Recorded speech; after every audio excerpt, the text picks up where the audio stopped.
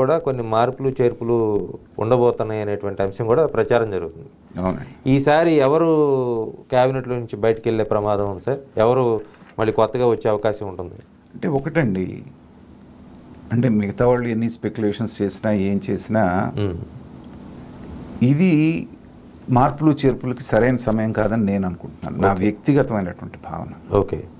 ఎందుకంటే మీరు వాళ్ళకి కరెక్ట్గా పని చేసేటువంటి అవకాశం, ప్రోత్సాహం మీరు ఇవ్వలేదనేటువంటిది నా భావన.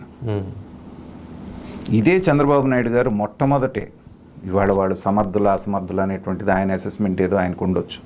కానీ నా భావన ఏంటంటే ఇప్పుడే కాదు, చంద్రబాబు నాయుడు గారు గతంలో ముఖ్యమంత్రి గారు చేసినప్పటి నుంచే ఈ ప్రాసెస్ స్టార్ట్ అయింది.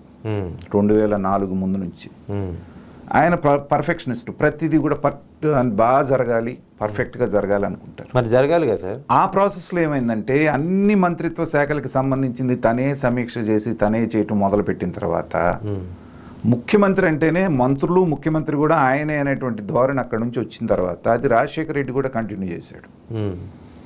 మళ్ళీ చంద్రబాబు నాయుడు గారు వచ్చిన తర్వాత అదే ధోరణిలో వెళ్ళారు. దాన్నే జగన్మోహన్ రెడ్డి కంటిన్యూ చేశాడు. ఇంకా మినిస్టర్లు అనేది ఏం ఉండదు. అంటే ఇక్కడ ఒక అంశం సార్, మీరే ముఖ్యమంత్రి అనుకుందాం, మీరు నాకు బాధ్యత అప్పచెప్పారు మంత్రిగా, నేను చేసిన పని ఏంటో నేనే రిపోర్ట్ తీసుకొచ్చి మీ టేబుల్ మీద పెట్టాను అనుకోండి, మీకు సమీక్ష జరిపే అవకాశం నేను ఎందుకు ఇస్తాను? నేను ముఖ్యమంత్రి గారు చూస్తున్నారో చూడటంలో వెళ్ళే నా పని నేను చేసుకుందాము, నా వ్యాపారం నేను చేసుకుందాము అని చెప్పని, అసలు నేను నా కేటాయించిన పని నేను చేయకుండా, నా రిపోర్ట్ నేను ఇవ్వకుండా ముఖ్యమంత్రి గారు అడిగినప్పుడు మొహం మార్చుకుంటే ఉపయోగం ఏంటి? నేను అనేది అదే, మీరు ఒక సైడ్ ఆఫ్ ద కాయిన్ చెప్తున్నారు, నేను ఇంకో సైడ్ ఆఫ్ ద కాయిన్ ఏమంటున్నానంటే, మీరు వాళ్ళని ఫ్రీగా వదిలేయండి, మంత్రులు అనేటువంటి వాళ్ళని. మీరు టార్గెట్లు పెడతారు కదా, అదే విధంగా ఈ 3 నెలల్లో నీ ప్రోగ్రెస్ ఏంటనేటువంటిది నాకు చెప్పాలయ్యా, ఇండిపెండెంట్గా ఆపరేట్ చేసి నాకు చూపించు అనేటువంటిది చంద్రబాబు నాయుడు గారి దగ్గర నుంచి వాళ్ళ దగ్గరికి వెళ్ళలేదు. ఇండైరెక్ట్ గా చిన్నపిల్లలు కాదు సార్, రాష్ట్రాలకు మంత్రులు సార్. వ్యవస్థ అలా ఉందండి. మనం నోటి మాటగా చెప్పడం వేరు. ఇప్పుడు ఒక విషయం చెప్పండి, ఒక హోమ్ మినిస్టర్కి ఒక కానిస్టేబుల్ ట్రాన్స్ఫర్ చేసేటువంటి అధికారం ఉందా? నాకు తెలిసి 100% ఉంటుంది అఫిషియల్గా, ఆన్ పేపర్. ఇవాళ పరిస్థితి లేదు. సీఎం పేషి దగ్గర నుంచి చెప్పాలి, అదొక చంద్రబాబు నాయుడు గారికి ఈ ప్రభుత్వానికి అని నేను అంటలేదు, అన్ని ప్రభుత్వాలకి. సో పేరుకి వాళ్ళు ఉన్నారు. నిన్న జగన్మోహన్ రెడ్డి గారి ప్రభుత్వంలో సజ్జల రామకృష్ణారెడ్డికి సర్వశాఖల మంత్రి అని పేరు ఎందుకు వచ్చింది? ఏది జరగాలన్నా మినిస్టర్లు అనేటువంటి వాళ్ళు డమ్మీలు. అదే పరిస్థితి చంద్రబాబు నాయుడు గారు కల్పించారని నేను అంటలేదు, కానీ అన్నీ తన భుజాన్ని వేసుకొని తనే సమీక్షలు చేయటం వలన ఆయన ఉన్నాడు కదా, అడిగినప్పుడు కాసేపు మౌనంగా ఉంటే సరిపోద్దులే అనే ధోరణికి వాళ్ళు వచ్చేసారు. వాళ్ళని మీరు మోటివేట్ చేయాలంటే చంద్రబాబు నాయుడు గారు is a very good motivator. ఎలాంటి వాటితోటైనా పని. మీరు ఇందాక మీరు అన్నదానికి నేను ఒక మాట చెప్తాను సార్. ఇటీవల కాలంలో కృష్ణా వరదలు వచ్చినాయి, ఈ విజయవాడ వరదలు కూడా వచ్చినాయి. అప్పుడు అక్కడ ఫ్లడ్ ఏరియాలో మంత్రి రామానాయుడు, నీటిపారుదల శాఖ మంత్రి, అక్కడే బురదలో మంచం వేసుకొని కూర్చున్నాడు, కుర్చీలు వేసుకొని కూర్చున్నారు, 10 మందిని స్టాఫ్ని పెట్టుకున్నారు, పని చేయించారు. ముఖ్యమంత్రి రావాలి, నాకు చెప్పాలి, నాకు ఇన్స్ట్రక్షన్స్ ఇవ్వాలనేది ఆయన ఏం కూర్చోలే.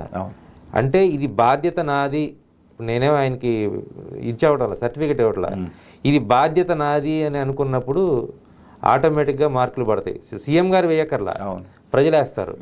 అదేవిధంగా కానిస్టేబుల్ని ట్రాన్స్ఫర్ చేయాలంటే హోంమంత్రికి పవర్ లేదు అని నేను అనుకోను. ఒకవేళ సీఎంఓకి ఇంటిమేట్ చేయాల్సిన పరిస్థితి ఉంటుందేమో కానీ వాళ్ళ పర్మిషన్ తీసుకోవాల్సిన అవసరం అయితే ఉండదు, అది నిజాయితీగా నువ్వు చేయాలనుకుంటే.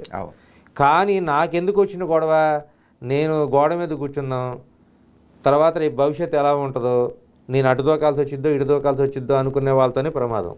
నేను అనేది అదేనండి. ఇందాక యాక్టివ్గా ప్రోయాక్టివ్గా ఉన్న 4-5 పేర్లు నేను చెప్పిన దాంట్లో నిమ్మల రామనాయుడు గారి పేరు కూడా ఉన్నారా? ఎందుకంటే చెయ్యాలనేటువంటి జీలు ఉన్నప్పుడు చొరవగా నువ్వు వెళ్తా ఉంటే నాయకుడు వద్దండ్రు, కానీ ఆయనే చేసుకుంటున్నాడు మనకెందుకులే, అది నేను అంటుంది వీళ్ళ ధోరణి.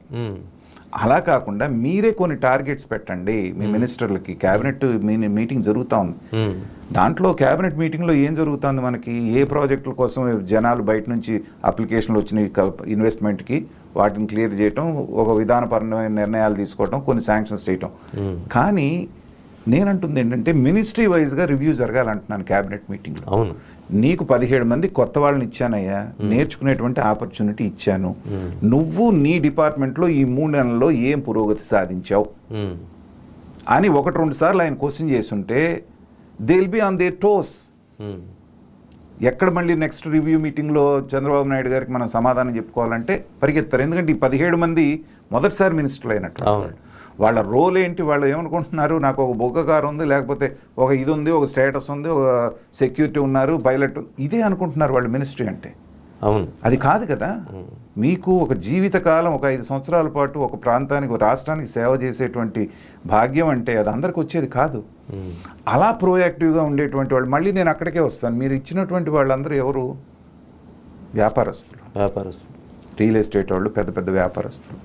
వాళ్ళు ప్రజా జీవితంలోకి వచ్చి గ్రాస్ రూట్ లెవెల్కి వెళ్ళి అక్కడ ఉన్న సమస్యలను అర్థం చేసుకొని వాళ్ళకి సేవ చేయాలి అంటే ఏంటంటే వాళ్ళ వల్ల కాదు. వాళ్ళని మీరు గైడ్ చేయాలి, టార్గెట్ ఇవ్వాలి, సరైనటువంటి ఐఏఎస్ ఆఫీసర్ల గైడెన్స్ వాళ్ళకి పెట్టాలి. ఇతనికి తెలియనప్పుడు ఒక 6 నెలల పాటు వాళ్ళు ఇది మంచి ఇది చెడు అన్న తర్వాత వాళ్ళే చేసుకుంటూ వెళ్తారు. అది లోపిస్తాం.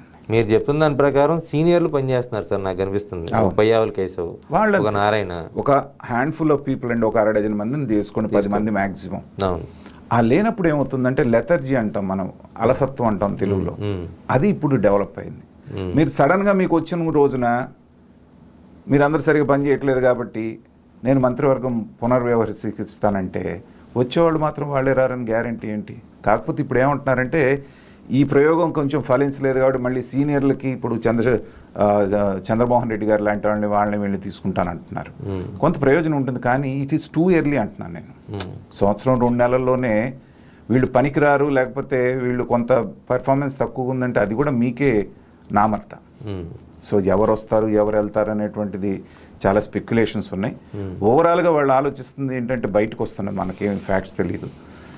జూనియర్లకి ఇవ్వటం వలన కొంత స్లోగా ఉన్నారేమో, ఈ ఫస్ట్ టైమర్స్కి కొంచెం తీసి సీనియర్లకి ఇద్దామేమో అనేటువంటిది ఆలోచన ఉన్నట్టుగా. జూనియర్లకి ఇవ్వడం వల్ల సీనియర్లు కూడా కొంత కామ్ అయిపోయారండి.